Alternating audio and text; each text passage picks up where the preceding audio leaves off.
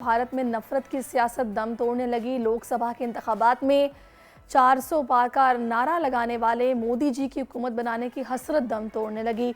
इंतखाबात के नताइज के मुताबिक मोदी की बीजेपी को बड़े अपसेट का सामना। हुक्मरान जमात को 239 नशिस्तों पर बरतरी, जबकि कांग्रेसी इत्तेहाद को 234 नशिस्तों पर वो आगे है।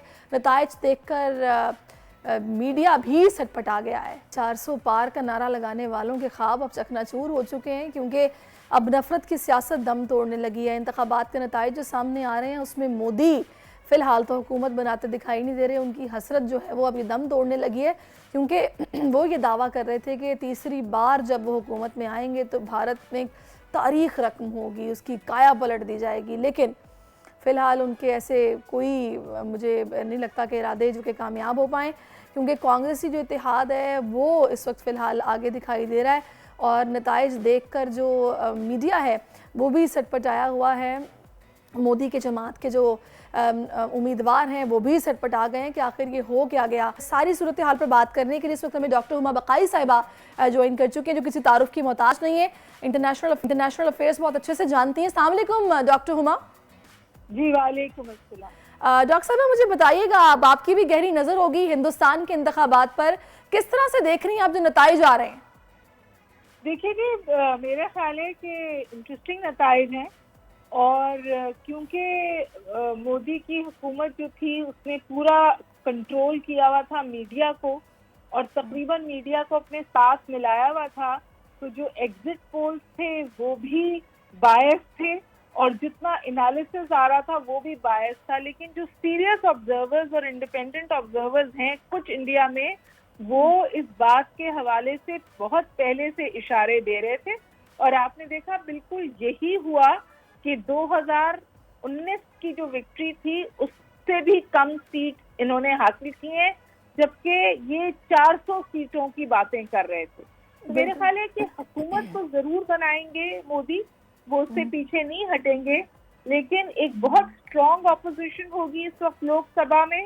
जो कांग्रेस लेड ब्लॉक है वो अब जरूर मोदी को बेड़ी डालेगा। मैं हमेशा एक बात कहती थी कि लोग समझते थे कि मोदी का कद इतना बड़ा हो गया है कि उनको कोई रोकने वाला नहीं है, लेकिन यही जमहूरियत की खूबसूरती होती है कि अगर आप वोट को अहमियत दें, हैसियत दें, वोट की आवाज़ सुने, तो फिर जो अनफ्रेंडली ट्रेंड्स होते हैं, जो रियासत मुखालिफ ट्रेंड्स होते हैं, उन्हें लोग रोकते हैं। तो इंडिया ने मोदी को बेड़ी डाली है, और अब मोदी को बहुत एक उनको उनके साथ अलायंस करनी पड़ेगी, जो कद्र मुस्लिम फ्रेंडली अलायंस के साथ मिलकर हुकूमत बनानी पड़ेगी।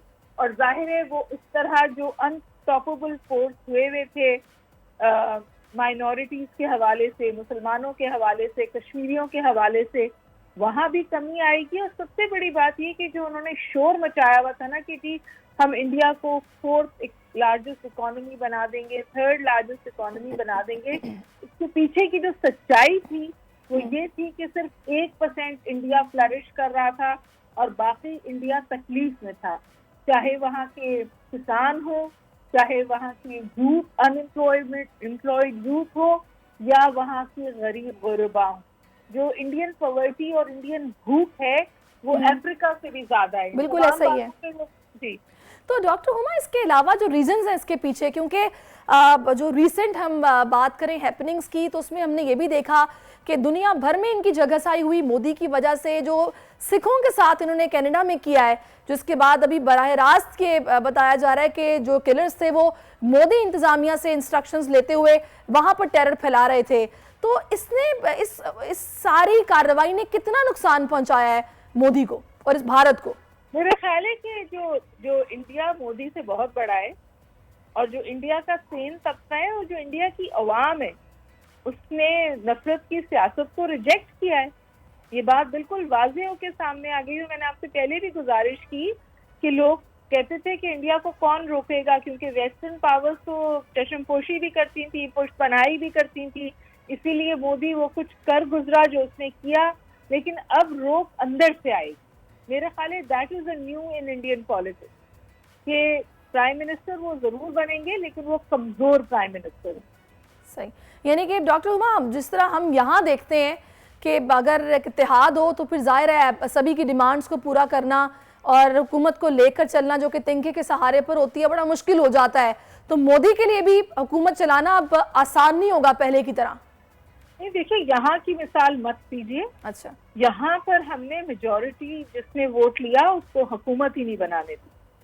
वहां पे ये सब कुछ हो सका क्योंकि एक बहुत ताकतवर प्राइम मिनिस्टर होने के बावजूद वो इलेक्शन रिजल्ट को मैनिपुलेट नहीं कर सका, और जो आवाम की आवाज है उसको सुनना पड़ा, वोट को इज्जत देनी पड़ी। बहुत बहुत शुक्रिया। सही। अच्छा, अब हुमा साहब, आपको क्या लगता है, क्योंकि अब मोदी का ये दावा है कि अब जब वो तीसरी बार वज़ीर आज़म बनने जा रहे हैं तो तारीख रकम कर देंगे, भारत की काया पलट जाएगी। डू यू थिंक सो कि ये मुमकिन हो पाएगा, या ऐसा वो क्या करने जा रहे होंगे कि जिससे वो ये दावा कर रहे हैं? देखिए, आप इस बात से तो इनकार नहीं कर सकते कि माशी तौर पर मोदी ने स्ट्रेंथन किया है इंडिया को, और जाहिर है वो उसी पे काम करेंगे। लेकिन अब जो मॉडल उन्हें अपनाना पड़ेगा और जिसकी उन्होंने अपनी स्पीच में बात भी की, वो इंक्लूसिव मॉडल होगा। यानी जो गरीब हैं और जो ग्रोथ के पैराडाइम से बाहर हैं उनको भी हिस्सा बनाना पड़ेगा। मोदी की विक्ट्री इसलिए मोदी की विक्ट्री है कि जो कॉर्पोरेट सेक्टर है, जो रिच 2% पॉपुलेशन है, जिसके हाथ में पूरी वेल्थ का कंट्रोल है इंडिया का, वो मोदी को सपोर्ट करते हैं। मोदी को अपनी सियासी बका के लिए, बीजेपी को अपनी सियासी बका के लिए नफरत की सियासत में कमी लानी पड़ेगी और इंक्लूसिव इकोनॉमिक मॉडल लाना पड़ेगा। इस बात से आप इनकार नहीं कर सकते कि मोदी के 10 साल में फिनोमिनल ग्रोथ हुई है इंडियन इकोनॉमी। लेकिन डॉक्टर हुमा, मैं मुझे इजाजत दीजिए। बहुत बहुत शुक्रिया। चलिए जी, बहुत शुक्रिया आपका, आपने अपना कीमती वक्त हमें, thank you so much for your time. लेकिन ये बड़ी तशवीशनाक बात है कि मैसेज जो कि वहाँ पर मौजूद हैं भारत में, जिस तरह के डॉक्टर हुमा ने कहा कि ताकतवर लोग मोदी के हक़ में हैं, जो वहाँ पर वेल्थ वाइज भी ताकतवर हैं, तो अगर वो इंतशार के नज़रिए को सपोर्ट कर रहे हैं तो ये खित्ते में अमन ख़राब करने के हवाले से बड़ी तशवीशनाक बात है कि इस बेस पर इलेक्शन लड़ा भी जाए और इलेक्शन जीता भी जाए। सब्सक्राइब करें और बेल दबाएं ताकि कोई खबर रह न जाए।